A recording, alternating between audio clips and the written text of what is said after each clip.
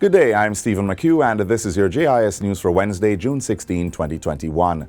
All 4 zones of special operations, ZOSOs in St. James and Kingston and St. Andrew, have been extended by a further 60 days. The resolutions were approved by members of the lower house yesterday for the extension to August 13. This will allow for the continuation of special security and community development measures in the areas. National Security Minister Dr. Horace Chang says government has also repositioned and strengthened its social investment initiatives. It involves engaging individuals in targeted and practical programs for long-term impact. Minister Chang referenced the articulated truck driving program now on in Kingston with 30 participants and in St. James with 26 participants. The program is delivered on a full-time and part-time basis. The first cohort commenced training in January 2021 and is expected to sit the NCT-VET examination in June and November 2021 respectively. Upon successful completion of the 6-month program, participants will be awarded a NCT-VET certificate. Those without a driver's license will be awarded a general driver's license. With the skill set, training and qualification, along with the human development component they will earn during the program, I'm confident that these participants will be scouted for in-demand, good-paying jobs locally and internationally, as opposed to being recruited by gangs. This government is not relying solely on the designation of an area as a zone of special operation to meet the critical human development needs of our people. Prime Minister Andrew Holness has pledged the state's continued support of the global services sector, touting it as a priority on the country's growth agenda. Mr. Holness says the sector's importance has been seen through the assistance given to continue operations during curfew hours. He says this move has allowed 43,000 Jamaicans to retain employment while maintaining stability in key areas such as logistics, banking and finance, healthcare and security. In addition to tourism and remittances, the sector represents one of the largest sources of foreign exchange inflows into Jamaica.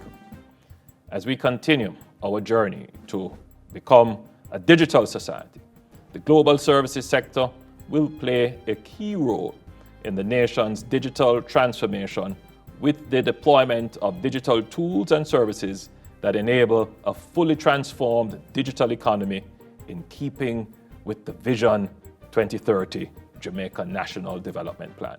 Mr. Holness was speaking at the 3rd staging of the Outsourcing to Jamaica Conference, Symposium and Career Summit.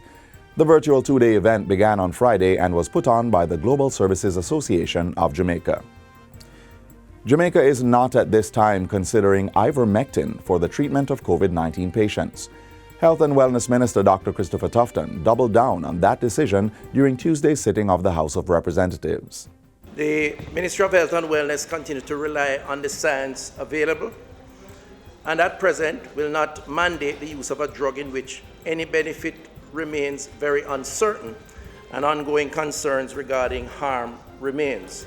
The use of ivermectin in COVID-19 patients is not a proven intervention. COVID-19 is a public health emergency and not an isolated case, and it is the moral obligation of the health authorities to protect the population health by ensuring that proven interventions are provided. Minister Tufton says government continues to act on the advice of the World Health Organization and the Pan American Health Organization. He says it's noteworthy that these bodies do not recommend ivermectin for COVID-19 treatment except in clinical trials.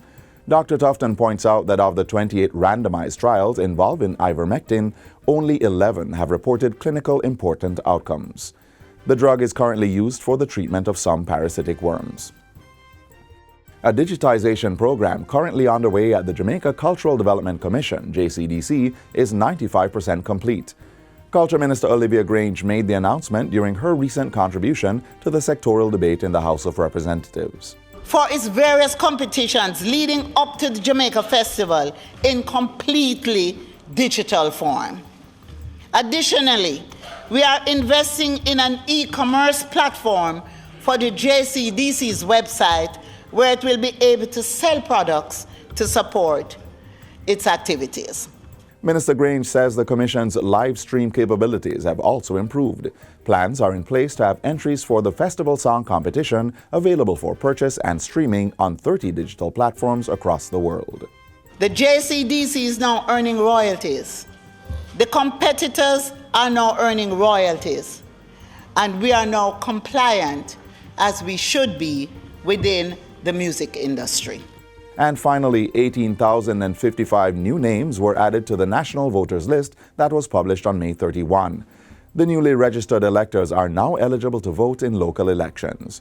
Meanwhile, 3,944 electors who are no longer eligible to vote were removed from the list. The change brings the total number of eligible voters to 1,946,194. Once voter ID cards for electors added to the May 31 list are ready, they should be collected from the Electoral Office of Jamaica Center in the constituency where they are registered. Voter registration is open to persons 18 years and older who are citizens of Jamaica or citizens of the Commonwealth residing in Jamaica for at least 12 consecutive months. Individuals who fall within this category should visit any EOJ constituency office to register. The deadline to register for the next voters list is September 30, 2021. And that's it for JIS News Today. I'm Stephen McHugh. Thanks for watching.